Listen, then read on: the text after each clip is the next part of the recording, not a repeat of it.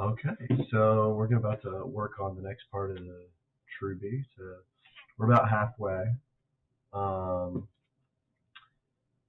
and we're going to be talking about the moral argument.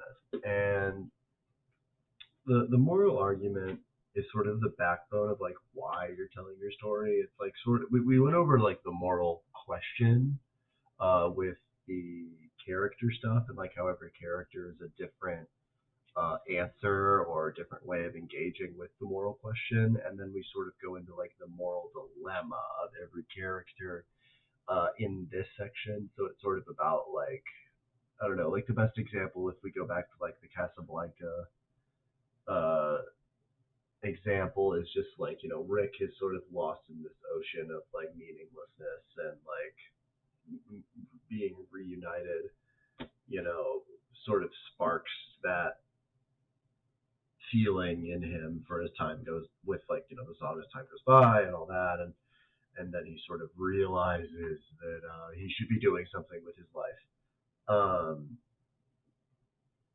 and that sort of process is really difficult I think in writing just because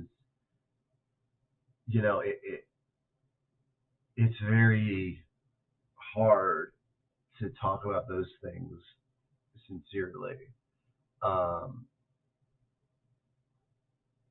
especially just because of how personal they can be and how uh, within the context of your story how specific those things are because you don't want to sort of come off preachy, you don't want to come off as like ignoring the the minutia of other existences.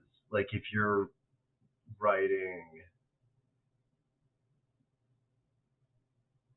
if you're writing like 100 Years of Solitude, there are decisions people make in that book that most would not agree with under any circumstances, let alone normal circumstances. The circumstances in that book are very unique to those characters, but many would still disagree with some of those decisions, and some of those decisions are made by bad people and good people. And so you don't want people to fixate on that stuff, but ultimately that's not your decision on what the audience chooses to fixate on in terms of like the decisions or themes in your work, but it's also their responsibility or their privilege to interpret your work however they want. So when I'm talking about the moral arguments here, I'm talking about like the moral arguments for these characters in this story. I know that this script is about family, and so a lot of people have very different relationships with their family, and I think that there are as many types of families as there are families, and I think that you can really only focus on the characters and how they interact with each other to sort of figure out what the best course of action is for them, because I don't really support the idea or art that believes that it can answer all the questions of the world, mainly because the world's very large and different people need different things.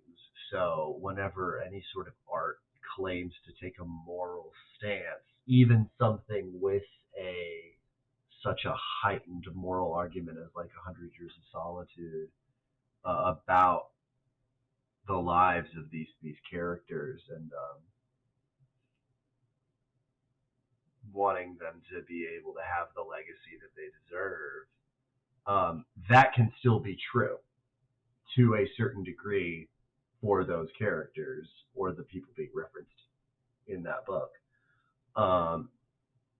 Just as it wouldn't be true for other groups of people to get the same recognition that the characters in that book deserve. Um, really what I'm trying to say is morality is very complicated, and whenever you're sort of engaging with it in art, I think it's more of one of those holding the mirror up to nature type moral arguments rather than a people should be this way type of moral argument. That being said, I do think that there are some very simple and straightforward moral beliefs that most people can get behind in a sort of grand way. And then when you get more specific with it, that's whenever you sort of get into that kind of hairy area. Like, I think that the whole, like, love one another thing is a great idea. Once you get to the specifics of specific people, though, then it obviously gets complicated. It's really easy to love everybody. It's very hard to love one person. So that, I just want to clear all that out of the way before we go into this, because now we're going to start talking about like how people should treat one another and whether or not people deserve forgiveness or what that looks like. And I just think that it's just important to sort of preface that with, when you say moral argument, when one says moral argument, I don't mean that it's your job as a creative person or as any person to tell other people how to live their life or what they should do or how they should treat their family. Because the given circumstances of everyone's life are different than those in your story. So I think that art is more important about, encasing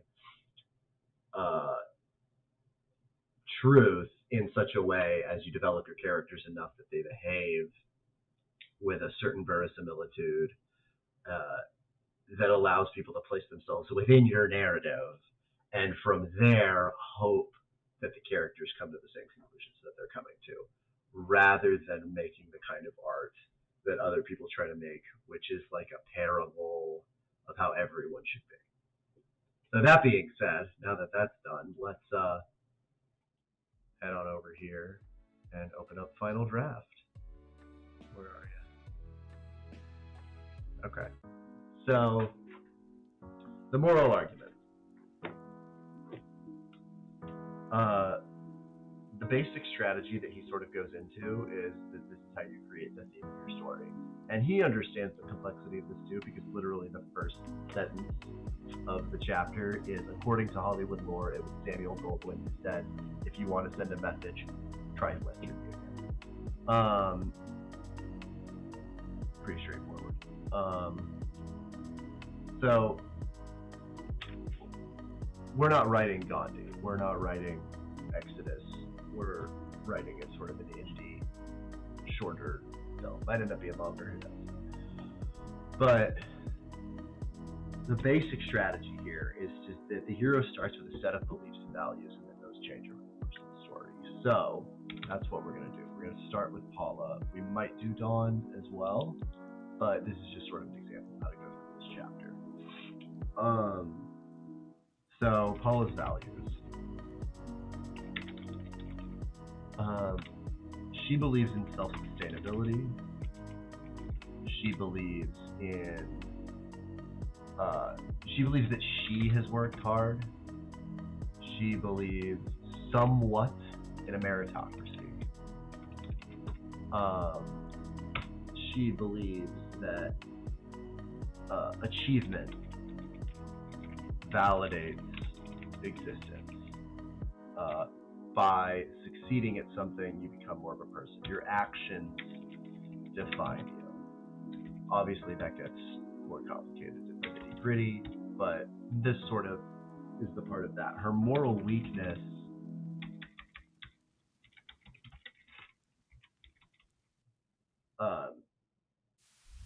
is that these beliefs have to be causing the character to be hurting themselves.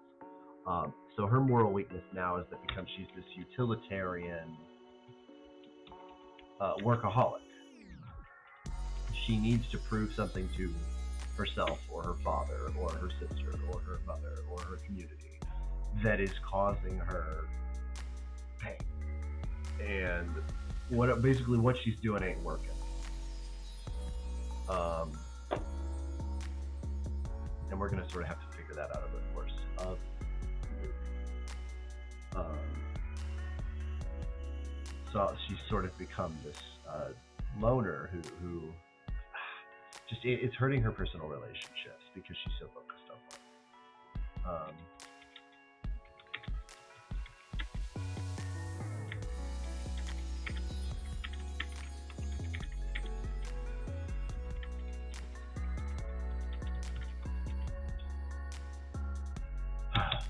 All right. So then we have this moral need, which is, affection, and this need for affection and connection. Um, the need to be seen, to have an empathetic moment with someone. She needs to receive empathy and also give it.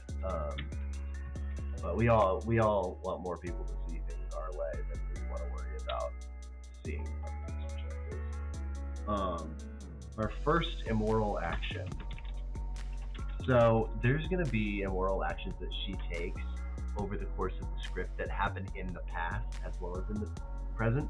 So I would say, like, her first immoral action, we're going to go within the chronology of the script rather than the chronology of the story. Because since there's flashbacks, uh, it'll get a little hairy if we don't stick to what the script will be. So her first immoral action is going to be trying to kick out Dawn. Now, Dawn shows up unannounced in the middle of the night after 10 years of not seeing her sister, running away. She runs away at her father's funeral, which was 10 years ago, and there's been no contact. So she doesn't necessarily believe that it is Dawn. At this point, she does, but she still doesn't want her to stay. They haven't forgiven each other, and for whatever the fight had 10 years ago. So kicking out your sister into the raining night would normally be seen as an immoral action, and in this one, it's not a good action. She should hear her out and see what's going on, even if they don't necessarily like each other. Because in the play, and in the film, they're still going to be, about 30, maybe a year younger or so. So they were teenagers when they had this fight. So how do we clarify all of that? That's going to have to happen in dialogue as well as within cinematic activity. But that's going to be your first immoral action. Dawn stays and manages to manipulate her into getting her to stay. But that's basically what the first scene is going to be about. There's going to be a small preamble, and then Dawn's going to show up, which is going to be leading into the inciting incident, which we're going to get into all this stuff whenever we get in the plot. But the inciting incident is actually going to be about the will, but you could argue that the real inciting incident is Dawn showing up. And you could argue you could slowly move back with more and more inciting incidents. But we're starting in medias res, which is how you should start everything in the middle. And you don't want to have the inciting incident be when Norton brought her home, as a child. We're going to see those in flashbacks and reveal characters with that. So trying to kick out Dawn is the first immoral action. She should not necessarily forgive her yet, but she should, empathize with her problem.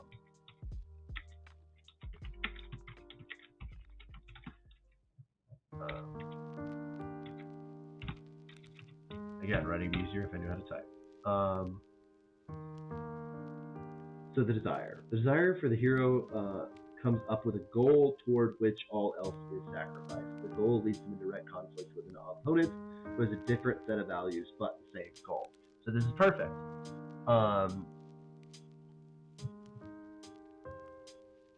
The desire is the inheritance. She wants it. Dawn wants it.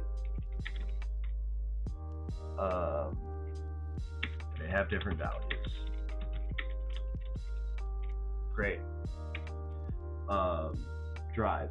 The hero and the opponent take a series of actions to reach the goal. Basically, this is his way of saying, and then plot happens, which I would agree. This is sort of where, if you look at the 7 basic tenets of story or story structure that he talks about before, this is them solving the riddles and stuff that are put in place by Norton after his death in order for them to claim their inheritance. So the drive is going to be finding the inheritance, earning it, according to Norton.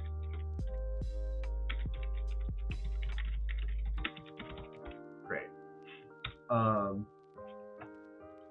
More immoral actions. These are going to happen in the flashbacks. And throughout. Since everybody can see.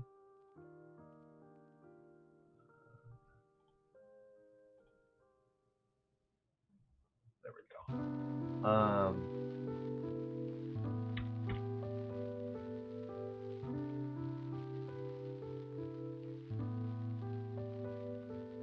so what I have for some of these, there are going to be, lies, willful ignorance, something anybody with a good home life will understand.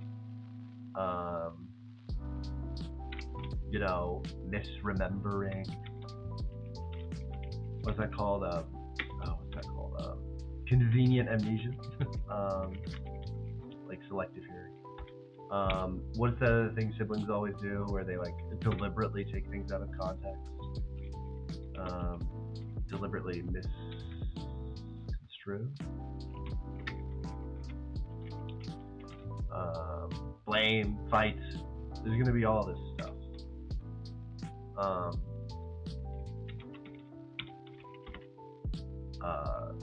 That's going to happen, of course, because of their conflict with each other. But also because she just won't forgive her, or herself, or whatever we end up choosing as like the final moral decision. And then while this is happening, she has to be justifying these actions. I'm not the victim, or I am the victim.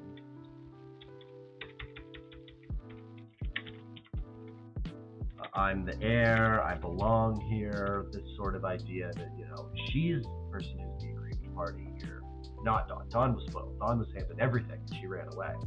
So how could Paula do anything wrong? She feels justified.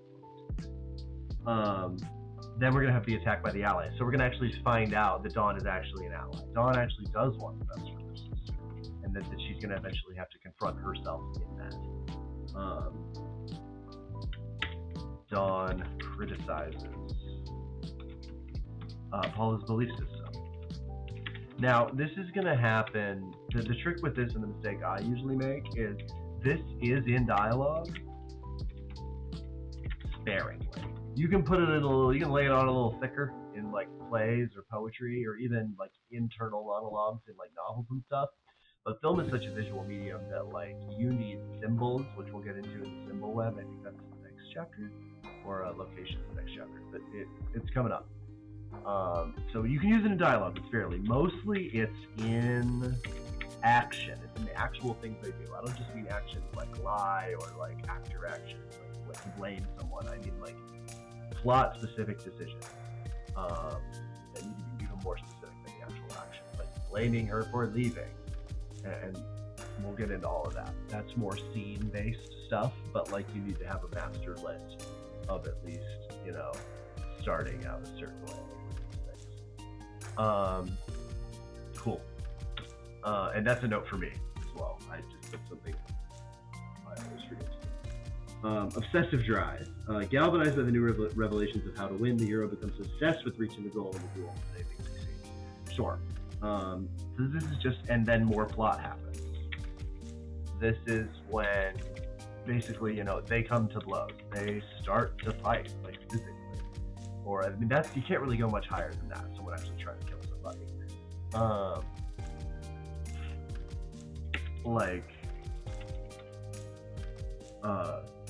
This is where it's like, I will kill you for what you've done. You will not have anything of my family's.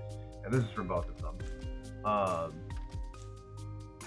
To the point where they have the battle, which is what happens. And while that's happening, there's still moral justification going on. The battle, that's still the conflict. The final conflict that decides the goal. The winner of this fight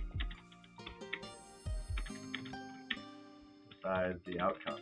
Now, I don't think either of them win, because when you fight like this, nobody wins. And the final action against the opponent is just before or during the battle. So there's one more final action.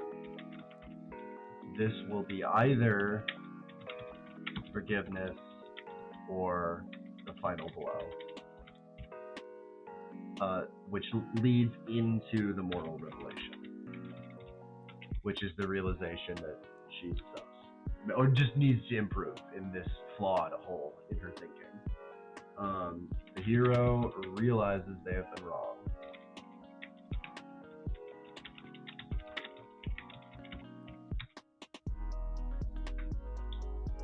The hero chooses which. Okay, they realize they've been wrong, and then there's the moral decision, which this sort of determines: will this be a good ending or a bad ending? And this one is going to be a good ending. So she forgives her sister, and that's sort of the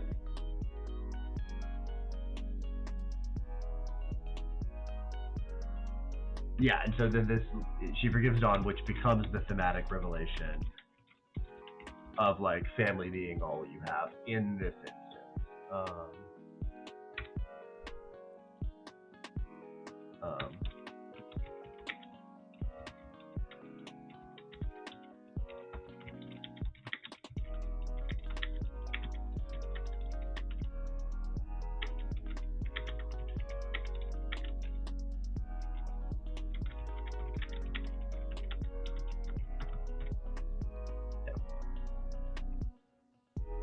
Great.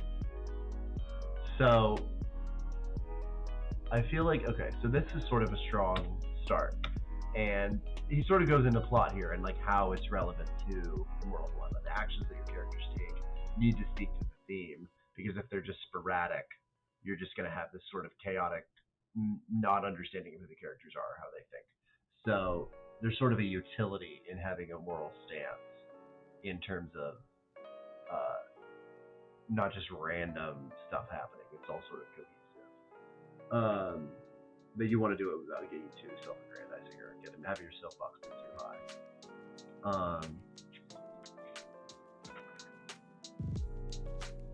So he goes into some different kind of styles of doing this. I think pathos is the one I'm going to look at because it's most relevant to like my interests. But you should read all of them because they're absolutely fantastic. And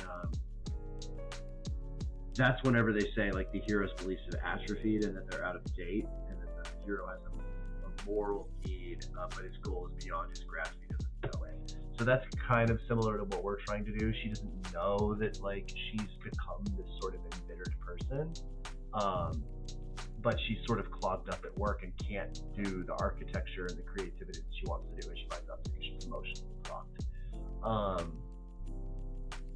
And that's sort of going to become clear over the course of the story. So then we get into the actual exercises, which I think we just did most of. The designing principle is now the theme line. The theme line is your view into the right and wrong action in this story, stated in one sentence. As you look again at the designing principle, focus on its key actions and their moral effects. So the designing principle of being who decides your value, how does that become a moral statement?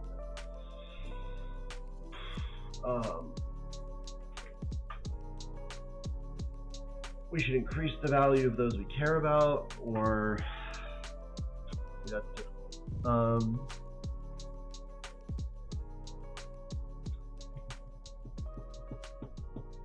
Look for any techniques like symbols that can condense your moral statement to one line or encapsulate the unique structure you will give your story.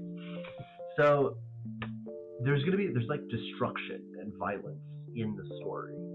So I think that helps, but in terms of actually turning not the designing principle, the moral argument here, who decides your value,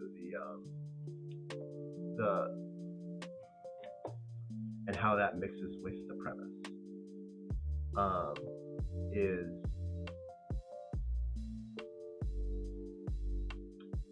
without a mirror, without a person holding you accountable, can we sort of slip into this meaningless post-structural sea of apathy and opportunism? So who decides your value is more of a we should collectively create value.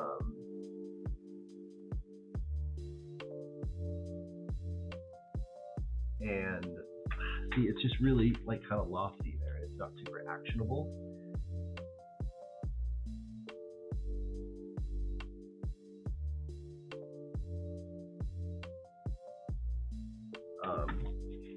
There's value in forgiveness as well as knowledge.